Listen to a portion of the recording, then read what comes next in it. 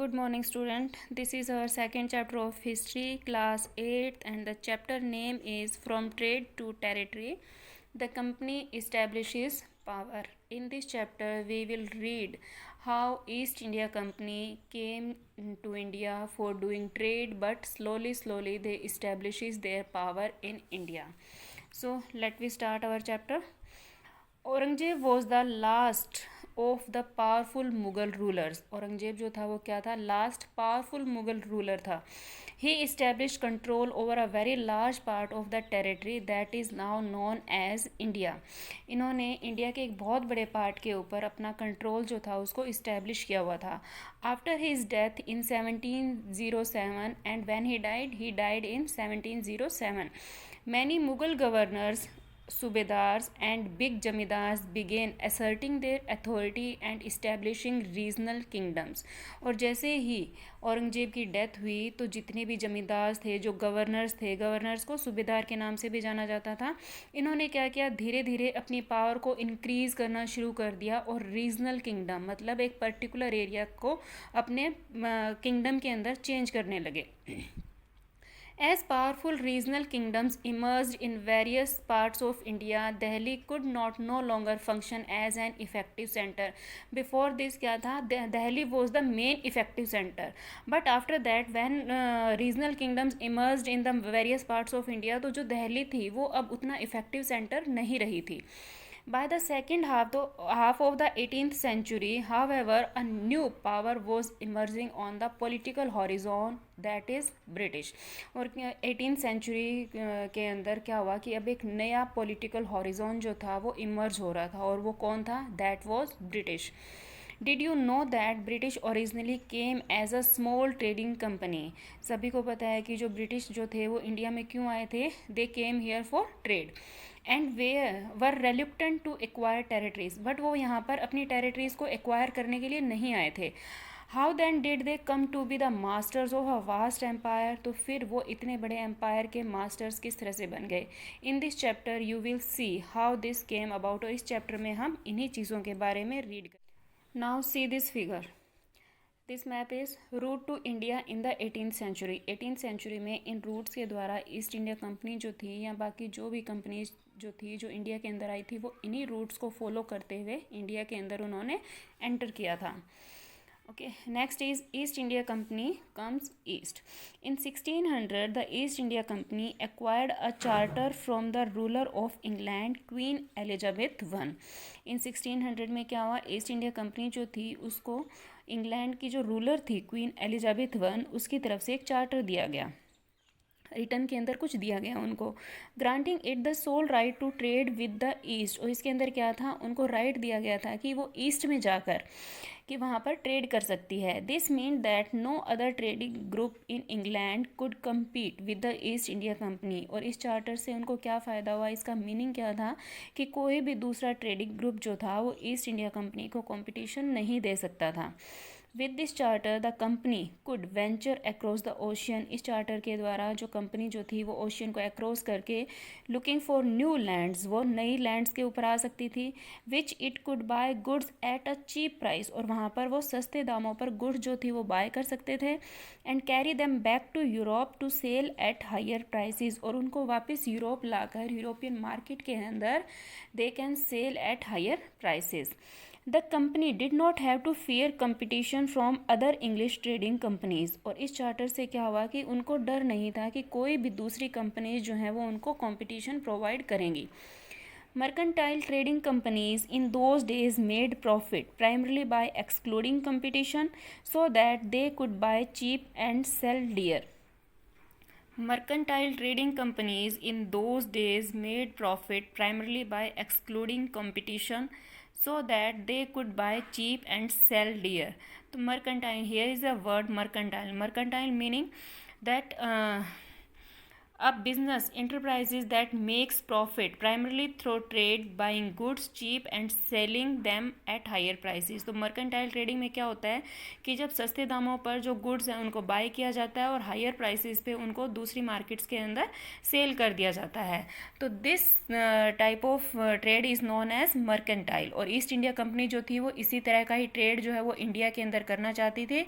They wanted to buy the spices and other things at a cheap rate and wanted to sell it at higher prices at European market, and that is known as mercantile trading companies.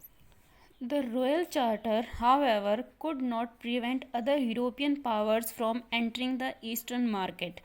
But जो royal charter जो था, जो queen Elizabeth की तरफ से east India company को मिला था, वो दूसरी यूरोपियन पावर्स को ईस्टर्न मार्केट में एंटर होने से प्रिवेंट नहीं कर पाया।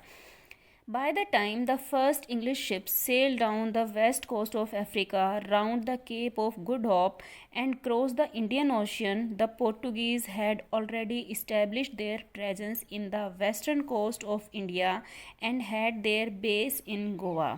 जब इंग्लिश शिप्स जो थी वो उन्होंने west coast of Africa, Cape of Good Hope और इंडियन ओशन को क्रॉस करते हुए जब वो इंडिया के अंदर आए तो उन्होंने क्या देखा कि पोर्तुगीज़ जो हैं वो ऑलरेडी वहाँ पर उनकी प्रेजेंस जो है वो इस्टेब्लिश हो चुकी है एंड उनका बेस बना हुआ था गोवा के अंदर। In fact, it was Vasco da Gama, a Portuguese explorer, who had discovered this sea route in India in 1498। और ये कौन था? वास्को डी गामा था, एक पोर्तुगीज़ एक्सप्लोरर था जिसने कि इंडिया आने का जो सी रूट जो था उसको उन्होंने डिस्कवर किया था। By the early 17th century the Dutch too were exploring the possibilities of trade in the Indian Ocean. इसी के साथ जो डच थे वो भी इसके अंदर आ गए थे। And soon the French traders arrived on the scene. और उनके साथ साथ फ्रेंच जो थे वो भी धीरे धीरे इंडिया के अंदर आ गए थे ट्रेड करने के लिए। The problem was that all the companies were interested in buying the same things। But यहाँ पर प्रॉब्लम क्या थी कि जो कंपनीज जो थी वो सभी एक तरह की थिंग्स को बाय करने में इंटरेस्टेड थी। और कौन कौन सी चीज़ें थी वो? The fine quality of cotton and silk produced in India had a big market in Europe. India के अंदर जो कॉटन और जो सिल्क जो प्रोड्यूस होता था that had a big market in Europe. Next is second कौन सी चीज़ें थी? Pepper, cloves, cardamom and cinnamon too were in great demand. और वो स्पाइसेस जो इंडिया के अंदर जिनका प्रोडक्शन होता था उनकी भी यूरोपियन मार्केट के अंदर एक बहुत बड़ी डिमांड थी। Competition against the European companies inevitably pushed up the prices at which these goods could be purchased and this reduce the profit that could be earned. और इससे क्या हुआ कि जब किसी पर्टिकुलर चीज़ की डिमांड बढ़ जाती है तो क्या होते हैं कि उनके जो प्राइसेस जो होते हैं वो भी इंक्रीज़ हो जाते हैं। और जब प्राइसेस इंक्रीज़ हो जाएंगे तो क्या होगा? जो प्रॉफिट है वो रिड्यूस हो जाएगा। और यहाँ पर क्या हुआ, क्योंकि जितनी भी कंपनीज थी और कौन कौन सी थी? ईस्ट इंडिया कंपनी थी, इसके अलावा पोर्तुगीज़ थे, then Dutch and then French traders also arrived to India. They all are interested in the same kind of thing, so the prices of these things pushed up and their profit was reduced. The only way the trading companies could flourish was by eliminating rival competitors। और ये किस तरह से कोई भी company जो थी वो अपने ट्रेड को किस तरह से फ्लोरिश कर सकती थी कि जितने भी उनके राइवल कॉम्पिटिटर्स हैं, जो भी उनके कॉम्पिटिटर्स हैं उनको उस कॉम्पिटिशन से बाहर निकाल के। The urge to secure markets therefore led to fierce battles between the trading companies। और इससे क्या हुआ कि जो ट्रेडिंग कंपनीज थे they started battles, तो उनके बीच में बैटल जो थी वो स्टार्ट हो गई। Through the 17th and 18th century they regularly sank each other ships. और उनमें क्या किया गया कि 17th और 18th सेंचुरी के अंदर ये सभी जो ट्रेडिंग कंपनीज जो थी वो एक दूसरे के साथ बैटल करने लगी थी और क्या करते थे? वो एक दूसरे की शिप को डुबो देते थे। ब्लॉकेडेड रूट्स को ब्लॉक कर देते थे and prevented rival ships from moving with supplies of goods. और क्या करते थे कि जिस भी कंपनी की जो शिप्स होती थी जो कि गुड्स को लेकर मूव कर रही होती थी उनको वो रोक लेते थे। Trade was carried on with arms and trading posts were protected through fortification. और इसके साथ क्या हुआ कि अब जो ट्रेड को कैरी किया जाने लगा था वो आर्म्स के साथ, हथियारों के साथ कैरी किया जाने लगा था, और वो अपनी पोस्ट, जो ट्रेडिंग पोस्ट थी, उनको किस तरह से प्रोटेक्ट कर रहे थे वो थ्रू फोर्टिफिकेशन, कि वहाँ पर चारों तरफ फोर्टिफिकेशन करके वो अपनी पोस्ट को प्रोटेक्ट कर रहे थे। This effort to fortify settlements and carry on profitable trade also led to intense conflict with local rulers. जब ईस्ट इंडिया कंपनी ने या बाकी जितनी भी ट्रेडिंग कंपनीज थे उन्होंने अपनी पोस्ट का फोर्टिफिकेशन शुरू किया, तो वहाँ के जो लोकल रूलर्स थे उनके साथ भी उनके कॉन्फ्लिक्ट्स होने लगे। The company therefore found it difficult to separate trade from politics. अब जो कंपनीज जो थी वो इस चीज़ को बड़ा ही डिफ़िकल्ट उनके लिए हो रहा था कि वो ट्रेड और पॉलिटिक्स को अलग अलग रखती। Let us see how this happened. अभी हम देखते हैं कि ये किस तरह से हुआ। When companies conflict starts with local rulers and they found it difficult to separate trade from politics, then they started interfering in politics. And after that what happened? East India Company begins trade in Bengal। कि जब East India Company ने politics के अंदर interfere करना शुरू कर दिया, इसके बाद इन्होंने अपने ट्रेड की शुरुआत की बंगाल से। The first English factory was set up on the banks of the river Hooghly in 1651। और इसी के साथ क्या हुआ कि जो इंग्लिश फैक्ट्री जो थी वो 1651 के अंदर रिवर हुगली के बैंक्स पे सेट कर दी गई, and it was the base. और ये क्या बना? ईस्ट इंडिया कंपनी के लिए एक बेस बन गया, from which the company's trader known at that time as factors operated, and the person who operated that factory was known as factors operated। The factory had a warehouse where goods for export were stored। Each factory had a warehouse। हर एक factory का एक ware house होती है जहाँ पर वो goods को store करती है एक्सपोर्ट करने के लिए। And it had offices where company officials set. और उनके ऑफिसेज भी होते हैं जहाँ पर उनके जो अधिकारी होते हैं, जो ऑफिसर्स होते हैं, वो बैठते हैं। As trade expanded the company persuaded merchants and traders to come and settle near the factory. जैसे ही फैक्ट्री सेटअप हो गई तो कंपनी ने क्या किया, जितने भी मर्चेंट्स थे, जितने भी ट्रेडर्स थे, उनको परसुएड करना शुरू किया। परसुएड मीन उनको मनाना शुरू किया कि they come there and settle near the factory. By 1696 it began building a fort around the settlement. और क्या हुआ, धीरे धीरे वहाँ पर सेटलमेंट जो था वो बनने शुरू हो गए। 2 years later it bribed Mughal officials into giving the company zamindaris right over 3 villages।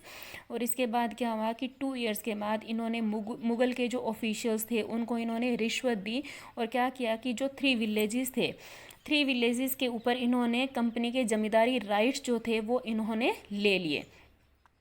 Zamindari right में क्या होता है कि ये उन 3 विलेजेस के अंदर जितना भी रेवेन्यू होगा, जितना भी टैक्स होगा, उसको अब कौन कलेक्ट करेगा? ईस्ट इंडिया कंपनी जो थी वो कलेक्ट करेगी। One of these was Kalikata. और इन 3 गाँव में से एक गाँव था Kalikata, which later grew into the city of Calcutta और Kolkata as it is known today. और ये जो कालीकट जो था ये आज किस नाम से जाना जाता है? कोलकाता के नाम से। It also persuaded the Mughal Emperor Aurangzeb to issue a Farman granting the company the right to trade duty free। और इसी के साथ क्या किया कि जो ईस्ट इंडिया कंपनी जो थी, इन्होंने मुगल एम्परर जो थे औरंगज़ेब, उनको भी परसुएड किया, उनको भी मनाया कि वो एक फ़रमान जो है वो जारी करे और कंपनी को राइट टू ट्रेड दे दे ड्यूटी फ्री। दैट मीन कि कंपनी जो है वो वहाँ पर ट्रेड करने के लिए किसी भी तरह का टैक्स जो है वो मुगल एम्परर को नहीं देगी। तो ये फरमान जो था ये मुगल एम्परर औरंगजेब की तरफ से जारी कर दिया गया। And farman mean a royal edict और a royal order. That mean it was a royal order that issued from Aurangzeb. The company tried continuously to press for more concessions and manipulate existing privileges। But इसी के साथ क्या क्या, company जो थी वो continuously मोर concession के लिए डिमांड करती रही। Aurangzeb's farman for instance had granted only the companies the right to trade duty free. Aurangzeb ने जो फरमान दिया था उसमें क्या था, उन्होंने सिर्फ कंपनी को ये राइट दिया था कि वो ड्यूटी फ्री ट्रेड जो है वो कर सकते हैं। But officials of the company who were carrying on private trade on the side were expected to pay duty। but वो officials जिनके खुद के प्राइवेट ट्रेड थे उनको उस ट्रेड के ऊपर ड्यूटी जो थी या जो टैक्सेस जो थे वो मुग़ल एम्परर को देने होते थे. This they refuse to pay. And क्या किया, वो जो ऑफिशियल्स थे they refuse to pay duty on their private trade, causing an enormous loss of revenue for Bengal. और इससे क्या हुआ कि जो बंगाल का जो रेवेन्यू जो था, बंगाल को जो टैक्स कलेक्ट करना होता था उसके अंदर बहुत कमी आ गई. How could the nawab of Bengal Murshid Quli Khan not protest. और इसी के बाद क्या किया कि जो बाद में बंगाल के जो नवाब बने मुर्शिद कुली खान, उन्होंने इस चीज़ को प्रोटेस्ट किया. This is how trade led to battles. अब क्या हुआ कि ट्रेड की वजह से क्या होने लगे, बैटल्स होने लगी. Through the early 18th century, the conflict between the company and the Nawab of Bengal intensified. अब 18th century में क्या हुआ कि जो कंपनी जो थी और बंगाल के जो नवाब थे उनके बीच में जो कॉन्फ्लिक्ट था वो बढ़ता जा रहा था. After the death of Aurangzeb, Aurangzeb की डेथ के बाद the Bengal nawab asserted their power and autonomy. Bengal के नवाब ने अपनी पावर और ऑटोनॉमी को बढ़ाना शुरू कर दिया. As other regional powers were doing at that time, जो कि बाकी की रीजनल पावर्स भी उस टाइम कर रही थी. Murshid Quli Khan was followed by Alivardi Khan and then Sirajuddaulah as the nawab of Bengal. सबसे पहले कौन आए, औरंगजेब की डेथ के बाद वहाँ पे बंगाल में नवाब कौन बने, मुर्शिद कुली खान. उसके बाद आए Alivardi Khan and then Sirajuddaulah. Each one of them was a strong ruler. वो सभी के सभी क्या थे, स्ट्रॉन्ग रूलर थे. They refuse to grant the company concessions. उन्होंने क्या किया, कंपनी को किसी भी तरह का ट्रेड के अंदर कंसेशन देने से मना कर दिया. Demanded large tributes for the company's right to trade. और उन्होंने क्या कहा कि कंपनी को अगर यहाँ पे ट्रेड करना है so they have to give tribute to the nawab of Bengals. Denied it any right to mint coins. और उनके इस राइट को भी डिनाई कर दिया कि वो वहाँ पर किसी भी तरह की कॉइन जो हैं उनको मिंट नहीं कर सकते. And stopped it from extending its fortification. और जो फोर्टिफिकेशंस कंपनी कर रही थी अपनी पोस्ट्स को प्रिजर्व करने के लिए, उसको सुरक्षित करने के लिए, वो भी उन्होंने रोक दिया. Accusing the companies of deceit, they claimed that the company was depriving the Bengal government of huge amounts of revenue and undermining the authority of the नवाब. और इसके बाद क्या किया कि उन्होंने कंपनी के ऊपर आरोप लगाया कि वो क्या कर रहे हैं कि बंगाल गवर्नमेंट के रेवेन्यू जो है उसको देने से मना कर रहे हैं, और इसके अलावा नवाब जो है उनकी अथॉरिटी को वो अंडरमाइन कर रहे हैं. It was refusing to pay taxes, writing disrespectful letters and trying to humiliate the Nawab and his officials. इसके साथ में उन्होंने क्या किया कि कंपनी जो थी उन्होंने क्या कर दिया था, उन्होंने टैक्स को पे करने से रिफ्यूज़ कर दिया गया था. नवाब जो थे उनके खिलाफ वो डिसरिस्पेक्टफुल लेटर्स जो थे वो राइट डाउन कर रहे थे. And trying to humiliate the nawab and his official. और जित नवाब जो थे और उनके जो ऑफिशियल्स थे उनको वो ह्यूमिलेट कर रहे थे. The company on its part declared that the unjust demands of the local officials were ruining the trade off the company. और इसके आंसर के अंदर कंपनी ने क्या कहा कि जो डिमांड है बंगाल के नवाब की वो क्या है, अनजस्ट है, कि वो सही नहीं है. और ये क्या कर रहे हैं कि उनके कंपनी का जो ट्रेड है उसको वो रूइन कर रहे हैं, उसको बर्बाद कर रहे हैं. And trade could flourish only if the duties were removed. और उनका क्या मानना था कि ट्रेड जो है वो कब फ्लोरिश हो सकता है, जब उसके ऊपर लगी हुई सारी ड्यूटीज़ को रिमूव कर दिया जाए, जितने भी टैक्सेस लगे हुए हैं उनको हटा दिया जाए. It was also convinced that to expand trade, it had to enlarge its settlements, buy up villages and rebuild its fort. और इसके साथ साथ कंपनी का क्या मानना था कि ट्रेड जो है वो तभी एक्सपेंड हो सकता है जब वहाँ पर सेटलमेंट को बढ़ाया जाए, कुछ गाँवों को ख़रीदा जाए और जितने भी फोर्ट्स हैं उसको दोबारा से बनाया जाए. The conflicts led to confrontation and finally culminated in famous Battle of Plassey. But इसका रिजल्ट क्या हुआ, Battle of Plassey. That mean east India Company और जो बंगाल के जो नवाब थे उनके बीच में एक बैटल हुई. And that battle was known as battle of Plassey. और उन दोनों के बीच में जो बैटल हुई वो बैटल ऑफ प्लासी के नाम से जानी जाती है. Next is the battle of Plassey. When Alivardi Khan died in 1756, when was Alivardi Khan died? He died in 1756. Sirajuddaulah became the Nawab of Bengal. And who became the Nawab of Bengal after Alivardi Khan? Sirajuddaulah. The company was worried about his power, अब जो company जो थी that was very worried about his power and keen on a puppet ruler and it wanted a puppet ruler. Puppet mean a person who is controlled by someone else, एक ऐसा person जिसको कोई और control करता है, जो किसी दूसरे के इशारों पे काम करता है सारा, that is known as puppet. और कंपनी जो थी वो क्या चाहती थी, it wanted a puppet ruler who would willingly give trade concessions and other privileges. और वो क्या क्यों चाहती थी पपेट रूलर, ताकि उसको ट्रेड के अंदर कंसेशन मिल जाए, प्रिविलेजेस मिल जाए, and they can set up their warehouses easily and for also made fortifications. So it tried, though without success, to help one of the Sirajuddaulla's rival become the Nawab. And infuriated Sirajuddaulah asked the company to stop meddling in the political affairs of dominion. और अब सिराजुद्दौला ने क्या कहा company, east India company को, कि उनके area के अंदर हिज डोमिनियन, दैट मीन उनके एरिया के अंदर वो अपना इंटरफेयर करना बंद करे, स्टॉप फोर्टिफिकेशन, जो भी फोर्टिफिकेशन उन्होंने स्टार्ट कर रखे हैं, that has to close and pay the revenue, and they have to pay the revenue on their trade. After negotiations failed, जब उनके बीच की जो नेगोशिएशन जो थी, जो बातचीत जो थी वो फेल हो गई, the nawab marched with 30,000 soldiers to the English factory at Kasim Bazar. तो सिराजुद्दौला ने क्या किया, उन्होंने अपने 30,000 सोल्जर्स के साथ इंग्लिश की जो फैक्ट्री थी कासिम बाजार में, वहाँ पे उन्होंने मार्च कर दिया. Captured the company officials, company के जो भी ऑफिशियल्स थे उनको कैप्चर कर लिया गया. लॉक द वेयर हाउस पे लॉक लगा दिया गया. डिसआर्म्ड ऑल इंग्लिश मैन, सभी इंग्लिश मैन को डिसआर्म्ड कर दिया. एंड ब्लॉकेडेड इंग्लिश शिप्स, और जो इंग्लिश शिप्स जो थी उनके रूट को ब्लॉक कर दिया गया.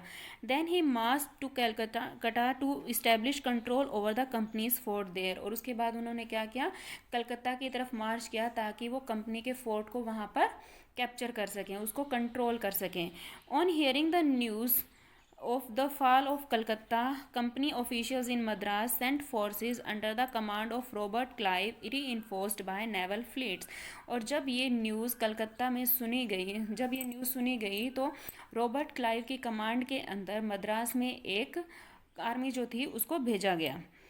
Prolong negotiations with the nawab followed. और उन्होंने क्या किया, नवाब के साथ काफ़ी लंबी जो नेगोशिएशन जो थी वो हुई.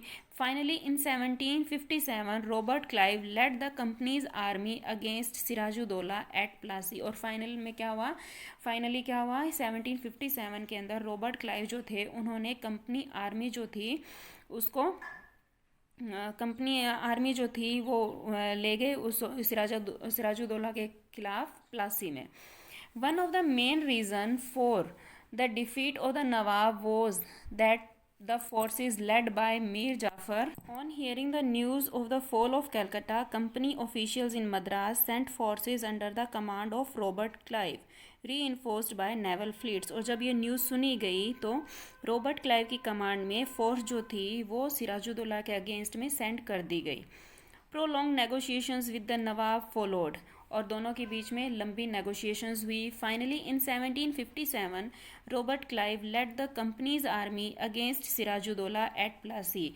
और फाइनली क्या हुआ, इन 1757 दोनों की जो फोर्सेस थी, सिराजुद्दौला और कंपनी की जो फोर्सेस थी, वो कहाँ पर मिले, एट प्लासी. प्लासी के अंदर दोनों में बैटल हुई. And one of the main reason for the defeat of the Nawab was that the forces led by Mir Jafar, one of the Sirajuddaulla's commander, never fought the battle. और इसके अंदर सिराजुद्दौला की defeat का main reason क्या था कि Mir Jafar he was the commander of Sirajuddaulah's army. और उसके अंडर में जो फोर्सेस जो थी उन्होंने बैटल जो थी वो लड़ी ही नहीं. Clive had manage to secure his support by promising to make him nawab after crushing Siraj-ud-Daulah.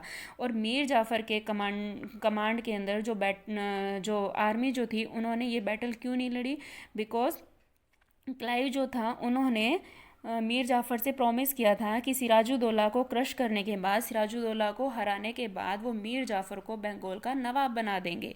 The battle of Plassey became famous because it was the first major victory of the company one in India. और battle of Plassey जो है वो बहुत famous है. क्योंकि ये English जो company थी, जो ईस्ट इंडिया कंपनी जो थी, उसकी फर्स्ट विक्ट्री थी इंडिया में.